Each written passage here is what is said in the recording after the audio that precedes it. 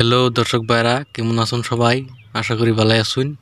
ওকে এই মুলি ক্ষেতটা দেখুন, মুলি কতর কতর হয়েছে। যে এই মুলি ক্ষেত দুইবার করে মুলি নাগাইছিল, একবারও বেচা হইল না, পানি নষ্ট হয়ে গেছে গা। এবারও যদিও নাগাইছে, কতর কতর হয়েছে, বেচা হয় না, বাজারও নেই না। ये सब क्या देखना पड़ रहा है। अच्छा है मैं अंधा हूँ। এই দেখুন কতর কতর হয়েছে। এই ক্ষেত পুনাই বানাই মুলি দিয়ে বল খেলা। এই দেখুন কতর কতর মুলি হয়েছে, একটা 5 কেজি করে। যদি নাইলে ঘর মুলির দরকার পড়ে কমান্ডার জানাবাইন, এনে করে বাদ দিয়ে আরো।